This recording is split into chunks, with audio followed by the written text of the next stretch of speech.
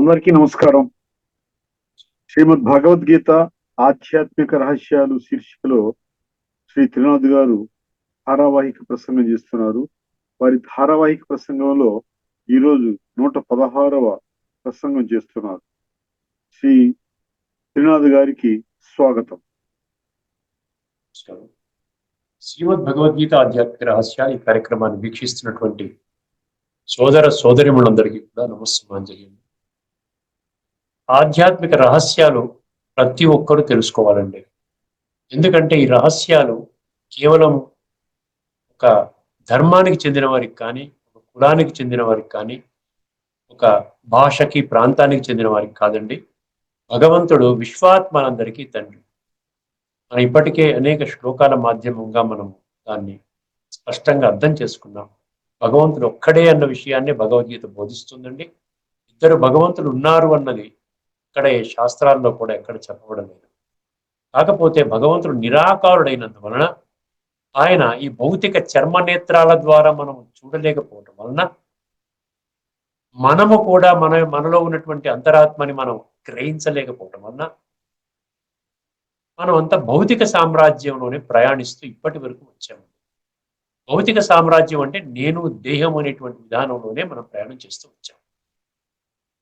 ఇప్పుడు దీని మూలాన మనకి ఏమవుతుందో ఒక్కసారి గమనించండి. మనం ఎంత విధంగా ఎన్ని రకాలుగా మనం భగవంతుడి కొరకు రకరకాల ప్రక్రియల్ని మనం అనుసరిస్తున్నప్పటికీ కూడా మనుషులు ఆధ్యాత్మికంగా ఎదగలేకపోతున్నారు. మనుషులు విలువలతో కూడిన జీవితాన్ని జీవించలేకపోతున్నారు. అర్థమైందండి. రోజు రోజుకి ప్రతి ఒక్కరి యొక్క హృదయంలో ఎటువంటి మాట వస్తుందని ప్రపంచం దిగజారుతుంది. మనిషిలో నుంచి ఒక విలువలతో కూడుకున్నటువంటి అవన్నీ కూడా మాయమవుతున్నాయి. ఆ విధంగా మనిషి పతనం అవుతున్నాడు. మళ్ళీ ఇప్పుడు మనకి ఆ లింక్ కుదరటం లేదు. ఒకవైపున భక్తి పెరుగుతోంది, ఒకవైపున పాపం పెరుగుతోంది, చెడు పెరుగుతోంది అంటే అది అర్థం కావడం లేదు. చాలా కన్ఫ్యూజ్డ్ స్టేట్లో ఉన్నాం మనం. అందుకనే భగవంతుడు అంటున్నాడు, మీ యొక్క సత్యస్వరూపాన్ని మీరు గుర్తించనంత వరకు ఇదే విధంగా మీ జీవితం కొనసాగుతుంది. ఇంకా వేరే ప్రక్రియ లేదు. ఒకటే ఒక్క సొల్యూషన్ ఏంటంటే శ్రీమద్ భగవద్గీతలో చెప్పినటువంటి ఆధ్యాత్మిక జ్ఞానాన్ని పరిపూర్ణంగా అర్థం చేసుకోవాలి. వేరే మార్గం లేదు, షార్ట్ కట్స్ లేవండి. అందుకనే భగవంతుడు ఏం చెప్తున్నాడు, మామూలుగా మనం భగవద్గీతని కూడా ఒక ధార్మిక గ్రంథము, ఒక భౌతిక గ్రంథము ఆ విధంగానే అర్థం చేసుకొని ఇప్పటి వరకు దాన్ని మనము పట్టించుకోలేదు. భగవంతుడు విశ్వాత్మలందరికీ చెప్తున్నాడు. విశ్వాత్మల్లో నేను లేనా? చెప్పండి, మీరు లేరా? అందరూ కలిస్తేనే కదండి విశ్వం అవుతుంది. 850 కోట్ల మందికి మనుషులకు చెప్తున్నాడు. అందుకని ఇప్పుడు ఇంక్లూజివ్నెస్ అనమాట. మనం ఇంక్లూడ్ చేసుకోవాలి. అక్కడ నేను కూడా ఉన్నాను. ఎవరు ఆ ఇంక్లూడ్ చేసుకుంటారో, ఎవరైతే ఈ యొక్క జ్ఞానము కేవలము నా జీవితాన్ని ఉద్ధరించడానికి మాత్రమే, నా తండ్రి ఆధ్యాత్మిక దృష్టికోణంలో పరమపిత పరమాత్మ ఈశ్వరుడు భగవంతుడు నా తండ్రి నా కొరకే చెప్తున్నాడు. ఎవరైతే ఆ విధంగా భావిస్తారో వారే సత్యమైన అర్జునులు. గుర్తుపెట్టుకోండి, అర్జునుడు కాదు, అర్జునులు అంటే ఒక్కడు కాదు, అనేక మంది ఎవరైతే ఉన్నారో వాళ్ళంతా కూడా అర్జునుడు. ఇప్పుడు మనం 2 అంశాలను చర్చించుకుంటున్నాం ప్రతి ఎపిసోడ్లో. మన ప్రధాన అంశం ఏంటంటే ఒక్క భగవంతుడే త్రిగుణాతీతుడు. ఆ త్రిగుణాల గురించి కొంచెం మనకు అండర్స్టాండ్ అవుతుంది, తెలుసుకోవాలి కూడా. అర్థమైందండి. దానికంటే ముందు మనం ముఖ్యంగా ఏం చెప్తున్నామంటే, ఈ యొక్క జ్ఞానం ఆధారంగా, ఈ రాజయోగం ఆధారంగా సంస్కారాలను కానీ మనం పరివర్తన చేసుకుని సాత్విక సంస్కారాలతో ఆ విధంగా అటువంటి స్థితికి చేరుకున్నట్లయితే మనలో ఏమొస్తుందండి, అత్యంత ఏంటంటే అది మనం వర్ణించలేనటువంటి ఆనందము, సుఖము, శాంతి, సంతుష్టత, సంతృప్తి ఇవన్నీ చెప్తున్నాడు భగవంతుడు. అందుకని ఆ కోణంలో ఒక శ్లోకాన్ని మీ దృష్టిలో తీసుకొస్తున్నాను. అది 6వ అధ్యాయంలోని 27వ శ్లోకం. 6వ అధ్యాయంలోని 27వ శ్లోకం, ఆత్మ సంయమ యోగము. అది ఆ యొక్క అధ్యాయం పేరు. ఒకసారి శ్లోకాన్ని విందాం, తర్వాత దాని యొక్క అర్థాన్ని తెలుసుకునే ప్రయత్నం చేద్దాం. ప్రశాంత మనసం ఏనం యోగినం సుఖముత్తమం ఉపైతి శాంతరజసం బ్రహ్మభూతమకల్మషం. ఇది శ్లోకం. ప్రశాంత మనసం అన్నాడు. ఎవరికి ఉందండి ప్రశాంత మనసం? ఎవరికి ఉందండి? ప్రశాంతత ఎప్పుడు వస్తుంది అంటే మనసు నిండా పరిపూర్ణమైనటువంటి ఆ యొక్క పాజిటివ్ ఆలోచనలే ఉండాలండి. భగవంతుడి పట్ల అత్యంత ప్రేమ ఉండాలి. భగవంతుడి యొక్క డైరెక్షన్ లో నడవాలి. భగవద్గీతలో 574 శ్లోకాల మాధ్యమంగా మనకు శ్రీమతము. శ్రీమతం అంటే ఏంటి? శ్రీ అంటే శ్రేష్టమైన, మతము అంటే ఒక విద్య, ఒక డైరెక్షన్, ఒక ఇన్స్ట్రక్షన్, ఒక గైడెన్స్. అర్థమైందండి? మనకి ఇస్తున్నాడు. దానిలో నుండే మనకి ఈ ప్రశాంతత మనకు వస్తుందండి. ఎందుకంటే ప్రశాంతత ఎక్కడి నుంచి వస్తుందంటే ఆత్మజ్ఞానము ద్వారా వస్తుంది. దాని కొరకు మనం ఏం చేయాలి? గీతని ఆధ్యాత్మిక దృష్టికోణంలో అర్థం చేసుకున్నప్పుడే ఈ ప్రశాంతత వస్తుంది. అర్థమైందండి? శాంతి అంటే మామూలు శాంతి, ప్రశాంతి అంటే పరిపూర్ణ శాంతి. అర్థమైందండి? ప్రశాంతాత్మ ఏమన్నాడు? ప్రశాంత మనసం ఏనం యోగినం సుఖం ఉత్తమం. ఇక్కడ చూసారా? సుఖము ఉత్తమ సుఖం అంట. అర్థమైందండి? దానికంటే గొప్ప సుఖం ఉండదన్నమాట. ఇంకా అటువంటి సుఖము మనము యోగినం అన్నాడు. యోగి అనగానే ఎప్పటి తక్షణమే మనసులో ఏ విధంగా ఒక పిక్చర్ మెదలాలండి?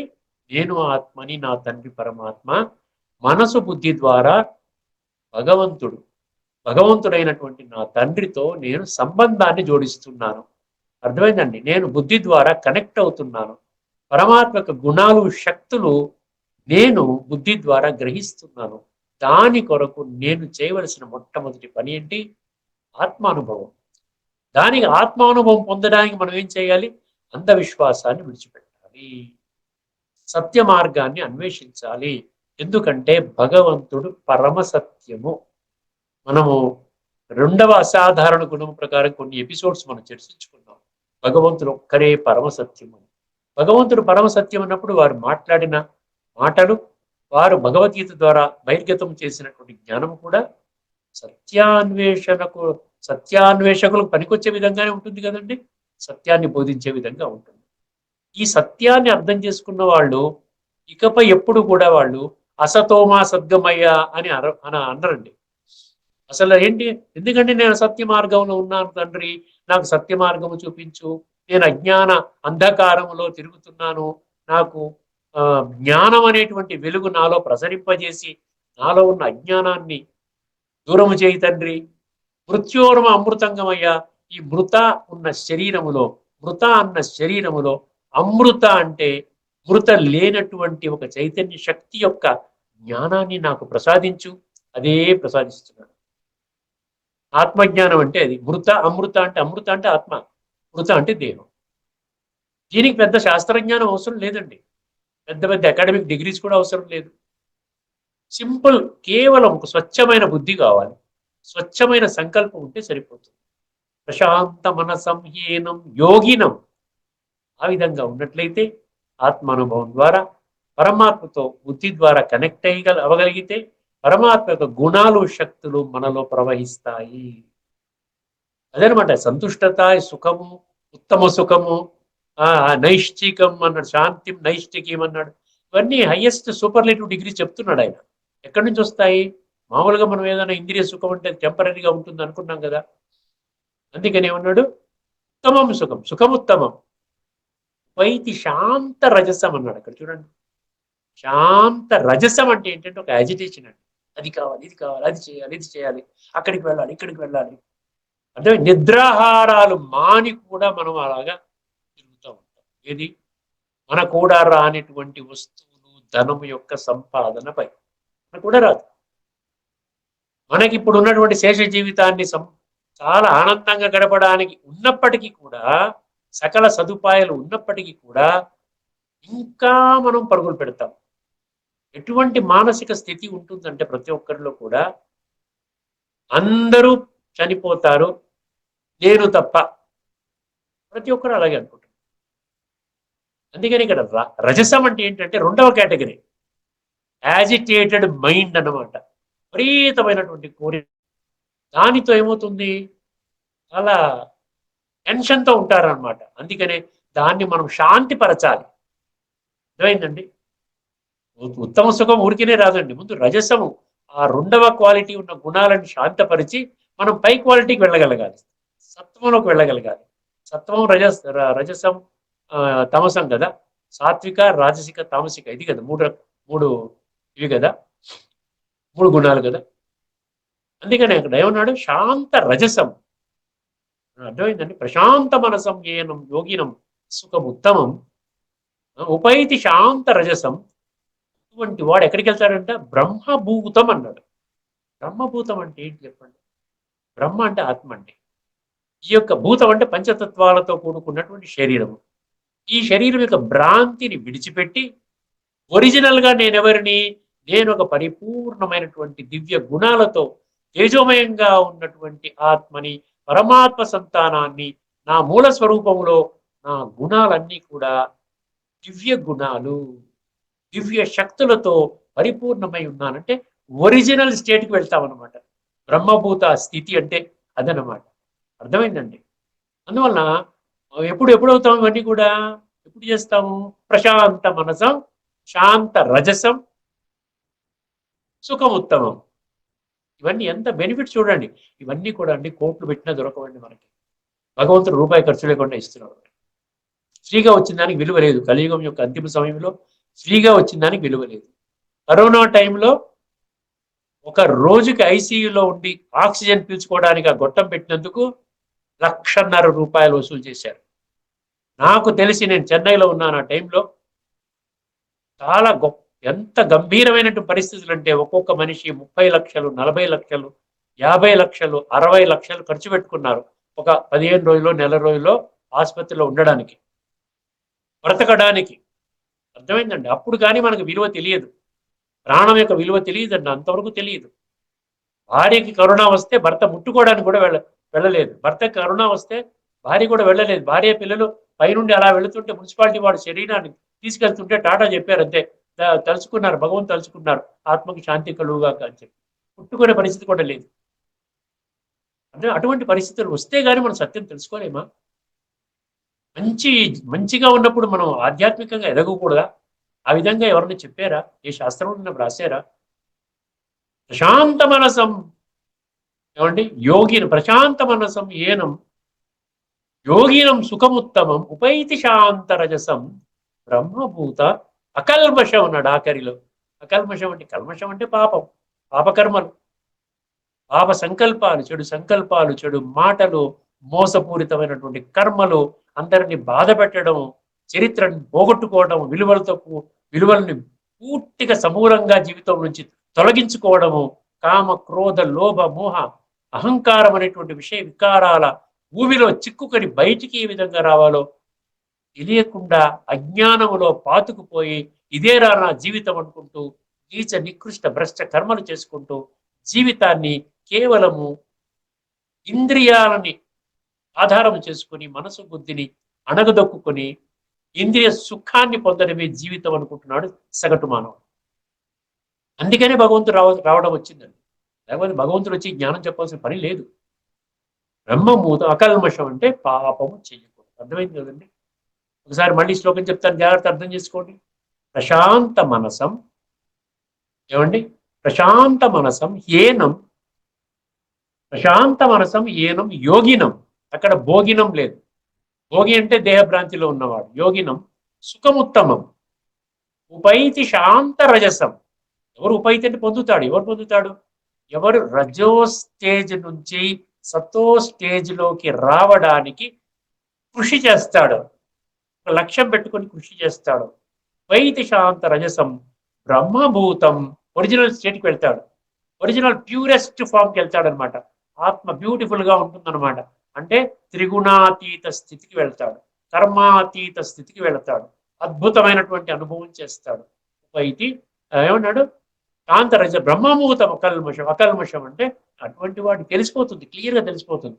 ఇది ఈ విధంగా కోపం చేయటం పాపము, కామ వికారము, కామనలు, భౌతిక కామనలు ఇప్పటికే నాకు సరిపడా, నా జీవితానికి సరిపడా ఉన్నాయి, నాకు అర్జెంటుగా కావాల్సిన వాటికి నేను ఖర్చు పెట్టుకుంటాను, ఇంకా ఏదో సుఖ సాధనాలు పొందుకుంటూ దాని మీద నాకు అత్యంత విలువైనటువంటి సమయాన్ని నేను వ్యర్థము చేసుకోను.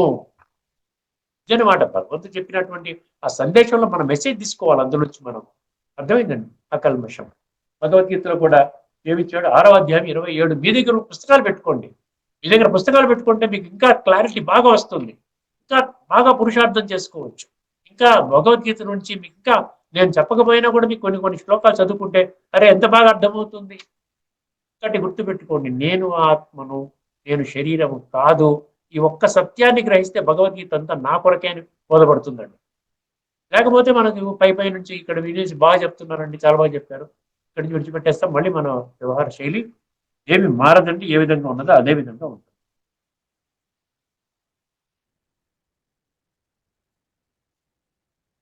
27 ఆత్మ సంయమ యోగం అండి. అది ప్రశాంత మనసు ఏనం యోగం. ప్రశాంతమైన మనస్సు కలవాడును. ఇదంతా ఆచరణ కోసమేనండి. భగవంతుడు ఏ విధంగా ఆచరణ చెయ్యాలో కూడా చాలా స్పష్టంగా చాలా స్పష్టంగా చెప్తున్నాడు. అదే విధంగా ఈ ఎపిసోడ్లో మనం కవర్ చేయడానికి నేను సాయశక్తిలో ప్రయత్నం చేస్తున్నాను. ప్రశాంతమైన మనస్సు కలవాడును, పాపరహితుడును, చూసారా, పాపరహితుడును, రజోగుణము శాంతమైన వాడును అనగా, మరి చూసారు ఎక్స్ప్లెయిన్ చేస్తున్నాడు, ప్రాపంచిక కార్యముల యందు ఆసక్తి తొలగిన వాడును. ఇది చాలా ముఖ్యం అండి. ప్రాపంచిక విషయాల్లోనే 24 గంటలు సరిపోవడం లేదు మనకి. ఆధ్యాత్మికంగా ఆత్మజ్ఞానం, పరమాత్మ జ్ఞానం, రాజయోగం, సంస్కార పరివర్తన ఇవన్నీ ఎక్కడ వస్తాయని బలాదు వదిలేస్తున్నాం.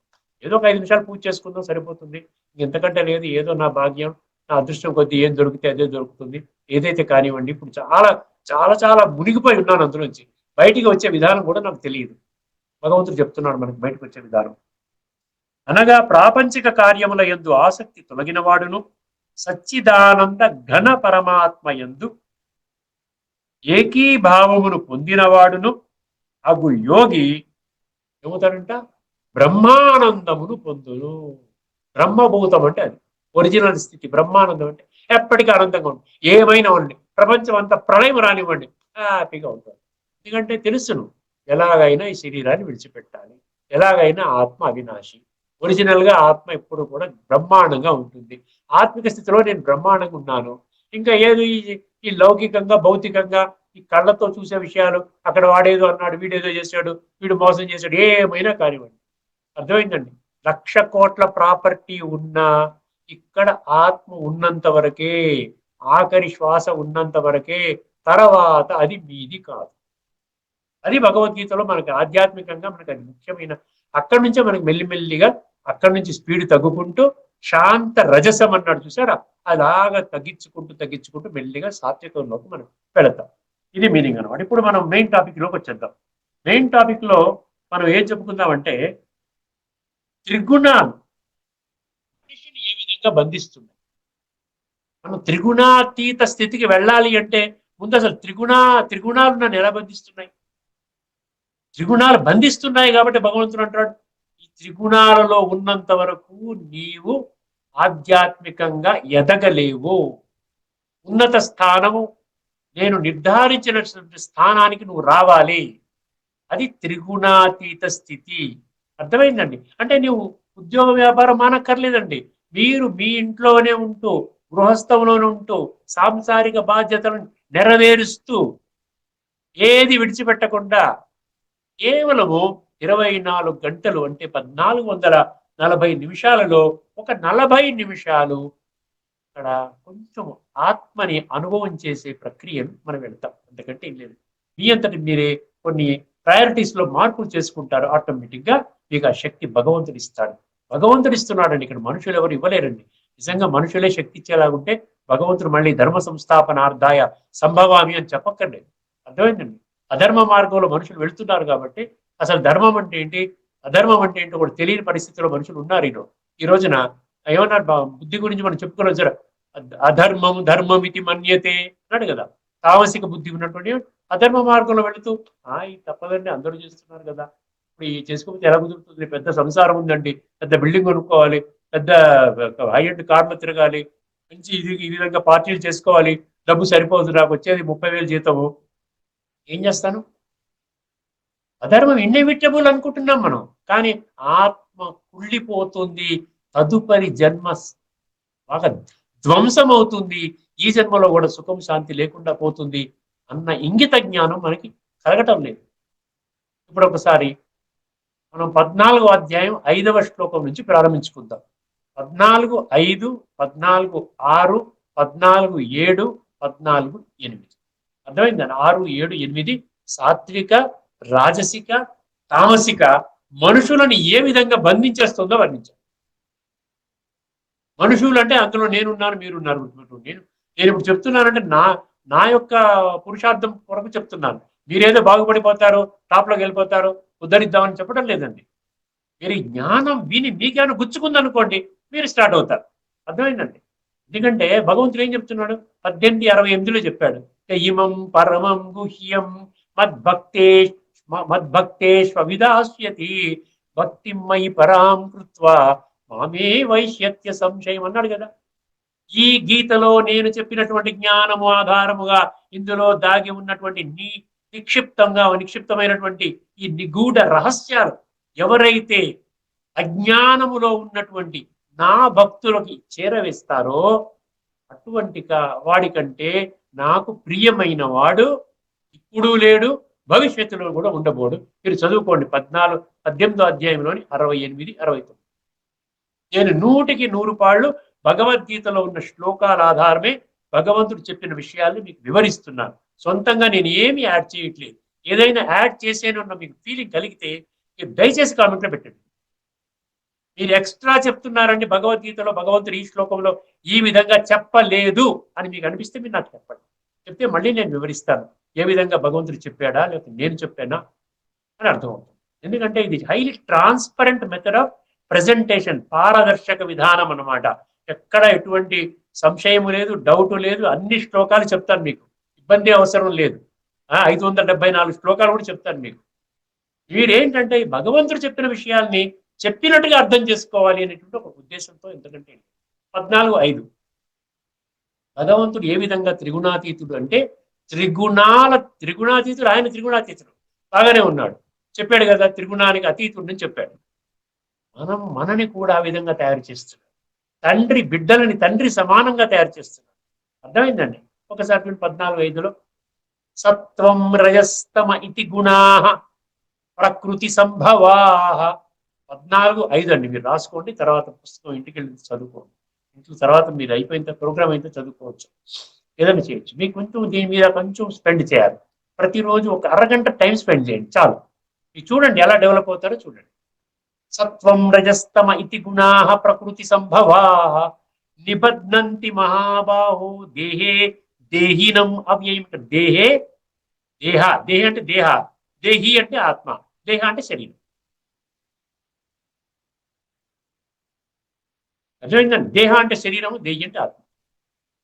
ఈ రెండింటి యొక్క కూడిక హ్యూమన్ బీయింగ్ అంటాం కదా. హ్యూమన్ బీయింగ్ అంటే ఆత్మ, హ్యూమన్ అంటే బాడీ. ఈ ప్రకృతి తీసుకొచ్చి ఏం చేస్తుందంటే ఆత్మని బంధించేస్తుందంట. ఆత్మ ఒరిజినల్ గా ప్యూర్, ఒరిజినల్ గా టెరిబుల్లీ ప్యూర్ అనమాట. ఎంత ప్యూర్, వజ్రం లాంటిది అనమాట, ప్యూరెస్ట్ డైమండ్ అనమాట. ఉండేదనమాట. 24 క్యారెట్ బంగారం లాగా ఉండేది అనమాట. ఈ ఆత్మ ఈ ప్రకృతి తీసుకొచ్చి ఏం చేస్తుంది? ఈ యొక్క సాత్విక, రాజసిక, తామసిక సంస్కారాన్ని ఇక్కడ గుణాలను తగిలిచ్చేస్తాం. మనం తగులుకుంటున్నాం. ఇప్పుడు భగవంతుడు ఏమంటున్నాడు? మళ్ళీ మీరు ఈ సతో రజో తమో నుంచి దూరం అవ్వండి. ఈ సతో అయినా బంధిస్తుంది, రజో ఇంకా బంధిస్తుంది, తమో ఇంకా కుళ్ళబెట్టేస్తుంది. ఇప్పుడు రజో ఏ విధంగా బంధిస్తుందో ఒకసారి చూద్దాం.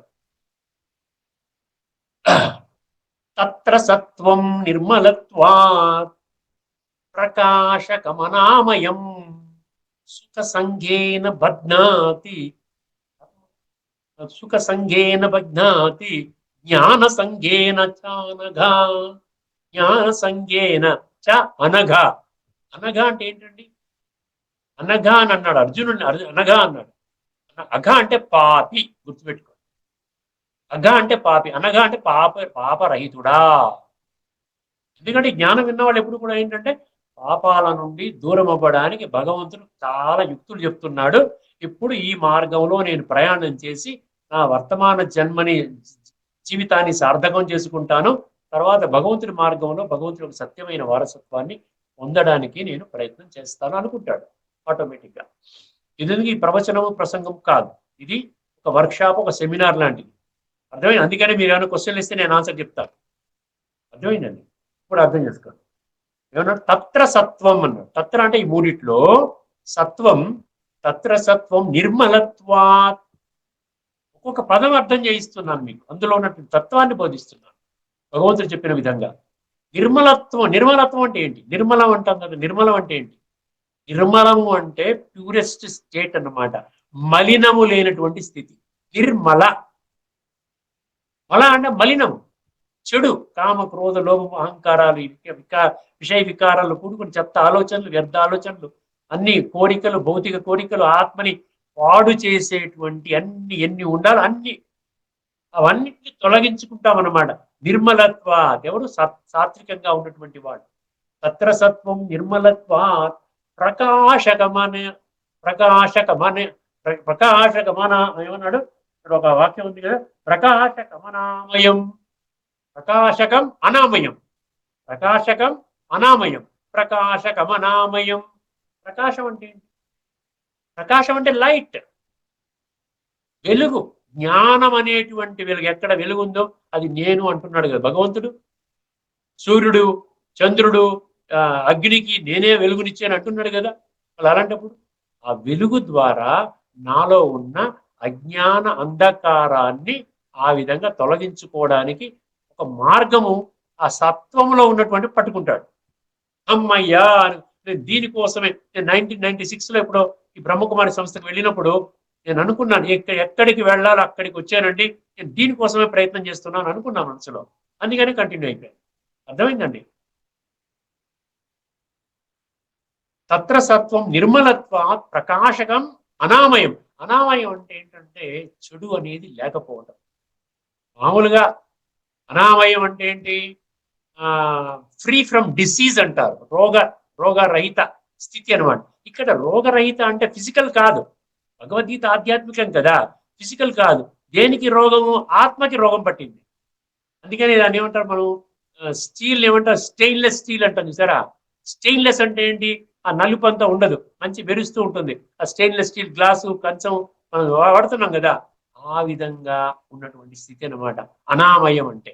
ప్రకాశకం అనామయం. అర్థమైందండి? ఇప్పుడు ఇక్కడ చూడండి, చాలా సీరియస్ గా చెప్తున్నాడు భగవంతుడు. ఇటువంటి వాడిని కూడా రెండు గుణాలు బంధిస్తాయంట. సుఖ సంగేన బధ్నాతి, జ్ఞాన సంగేన చానగా, జ్ఞాన సంగేన చానగా. ఏమండి? ఇక్కడ రెండు బంధిస్తాయంట. ఒకటి సుఖము, రెండు జ్ఞానము. అర్థమైందండి? ఈ రెండు కూడా బంధనం అంటున్నాడు భగవంతుడు. సాత్వికమైన ప్రకృతి నుండి వచ్చిందే కదా. ప్రకృతి నుండి మీరు ఏది పొందినా అది అశాశ్వతమే కదా. ఎందుకంటే ప్రకృతి, దేహం అశాశ్వతం కదా, దేహము వినాశి కదా. కూడా సుఖముగా ఉన్నావు, దేని వల్ల సుఖంగా ఉన్నావు? ఈ భౌతిక దాంట్లో నీవు పొందినటువంటి కొన్ని వాటి మీద ఐఎమ్ హ్యాపీ అన్నావు అనుకోండి, అది కూడా ఒక రకమైనటువంటి ఈగోయిస్టిక్ స్టేటే కదా అంటున్నాడు. అదేవిధంగా జ్ఞానము, నాకంటే అంత పరమజ్ఞాని ఇంకొకటి లేడండి, నేను చాలా అద్భుతంగా చెప్తున్నాను, నేను చాలా గొప్ప జ్ఞానిని, నాకు శాస్త్రజ్ఞానం తెలుసును, లేకపోతే ఆధ్యాత్మిక జ్ఞానం తెలుసును, నాకు గీత అంతా తెలుసును, మహాభారత రామాయణ ఇతిహాసాలని కంఠోపాఠము. ఇవి కూడా మనకు బంధనములాగే పనిచేస్తుంది. ఆత్మని త్రిగుణాతీత స్థితికి తీసుకొని వెళ్ళదంట. త్రిగుణాతీత స్థితి అంటే ఆత్మ యాజ్ ఇట్ ఈస్ గా, ఒరిజినల్ గా ఏ స్టేట్ లో ఉందో ఆ స్టేట్ లోకి మనం ఇప్పుడు మళ్ళీ పునః వెళ్ళడం అన్నమాట.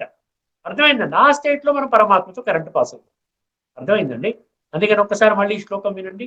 తత్ర సత్వం నిర్మలత్వాత్ ప్రకాశకం అనామయం సుఖ సంగేన బధ్నాతి జ్ఞాన సంగేన చ అనగా. ఒకసారి గీతలో ఏమి ఇచ్చాడో చెప్పుకుంటే ఈ ఎపిసోడ్ మనం ముగించుకుందాము. తదుపరి మనం రజోగుణము ఏ విధంగా బంధిస్తుంది, తమో గుణము ఏ విధంగా బంధిస్తోంది అన్నది మనము తదుపరి ఎపిసోడ్స్ లో మనం అర్థం చేసుకునే ప్రయత్నం చేద్దాం. ఏ శ్లోకం అండి ఇది? 14:6 అండి.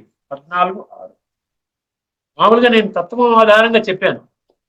మామూలుగా మీరు చదువుకుంటే మీకు ఈ తత్వం బోధపడదు. అందుకనే మీకు అర్థం చేయించడం కోసం ఇది ఎక్స్ట్రా ఎఫర్ట్ చేస్తున్నాను. నేను ఇది చెప్పవలసిన పని లేదు. లేకపోతే మీ తర్వాత ఏమనుకుంటారు, పుస్తకంలో ఇలా లేదే అని మళ్ళీ వదిలేస్తారు, ఇంట్రెస్ట్ పోతుంది.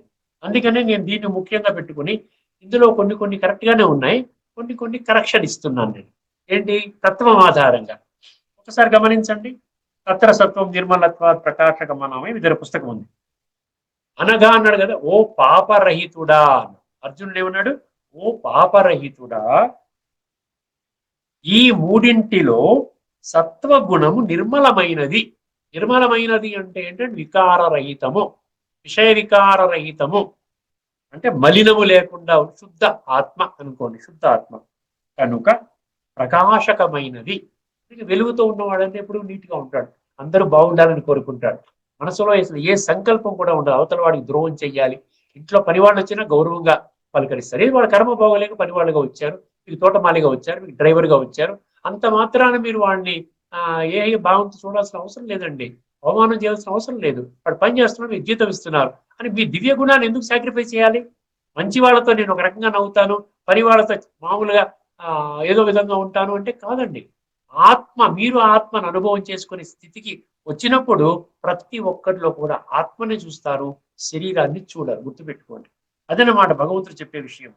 వికార రహితమైనది ఏమండి, కనుక ప్రకాశమైనది, వికార రహితమైనది, కానీ అది సుఖ సాంగత్యము వలన, జ్ఞానాభిమానము వలన మనుజుని బంధించును. అర్థమైందండి? సో మనం ఇవన్నీ జ్ఞానం కూడా ఎందుకు తీసుకుంటున్నాము? ఇక్కడ ఏదో స్వర్గ సుఖాలు ఈ ప్రపంచంలోనే, ఇక్కడే ఈ జన్మలోనే అనుభవం చేయడం కోసం కాదండి. అర్థమైందండి? మనం రేపు రాబోయేటువంటి ఫ్యూచర్లో, ఈ జన్మ తర్వాత తదుపరి భగవంతుడు ఈ భూమండలంపై స్థాపన చేసేటువంటి ఏమంటే స్వర్గము అనబడేటువంటి 2 యుగాలు రాబోతున్నాయి. సత్యయుగము మొదలొస్తుంది, తర్వాత త్రేతాయుగం వస్తుంది. ఈ స్వస్తిక సింబల్ ఏదైతే ఉందో, మనం సృష్టి చక్రంలో చూసుకున్నాం కదా, రైట్ సైడ్ సత్య త్రేతాయుగాలు, దీన్ని ఏమంటున్నాడు ఇక్కడ? స్వర్గం అంటున్నాడు. ద్వాపర కలియుగాన్ని నరకం అంటున్నాడు. దీన్ని గీతలో 8వ అధ్యాయంలో బ్రహ్మ పగలు అన్నాడు, దీన్ని బ్రహ్మరాత్రి అన్నాడు. అర్థమైందండి? అందువలన మనం ఏం చెయ్యాలి? సాత్విక స్థితిలోకి ఉండడానికి ప్రయత్నం కూడా చేయకూడదంట. మనం ఇంకా అసలు రజోలో కూడా రాలేదు, తమోలో ఉన్నామన్న సంగతి కూడా మనకు తెలియదు. అందువల్ల ఈ జ్ఞానం భగవంతుడు మనకి ఇస్తున్నాడు. ఇక్కడితో మనం ఈ యొక్క ఆ చర్చని మనం ముగించుకుందాము. దయచేసి మీకు ఎటువంటి అపోహలు ఉన్నా, సంశయాలున్నా, సందేహాలున్నా, అది జెన్యూన్గా మీకు అనిపిస్తే, ఈ సందేహం తీరినట్లయితే నా ఆధ్యాత్మిక ప్రయాణం సాఫీగా అవుతుంది అని అనుకున్నట్లయితే మీరు తప్పకుండా మీరు కామెంట్ సెక్షన్లో రాయండి. ఖచ్చితంగా ఇప్పుడు నేను చేయబోయేటువంటి రాబోయే ఎపిసోడ్స్లో నేను ఆ ఎపిసోడ్ నంబర్ కోట్ చేస్తూ ఆ యొక్క సంశయానికి, సందేహానికి, అపోహకి భగవాను వాచ భగవంతుడు చెప్పిన మాటల్ని నేను వివరించి ఆ అపోహని, సందేహాన్ని తొలగిస్తాను అండి. మళ్ళీ కలుసుకునేంత వరకు అందరికీ కూడా నమస్కారము. ఓం శాంతి. లోకా సమస్త సుఖినో భవంతు. శ్రీమద్ భగవద్గీత ఆధ్యాత్మిక రహస్యాలలో కొన్నింటిని విపులంగా తర్కించారు శ్రీ త్రినాథ్ గారు. వారికి ధన్యవాదాలు. నమస్తే.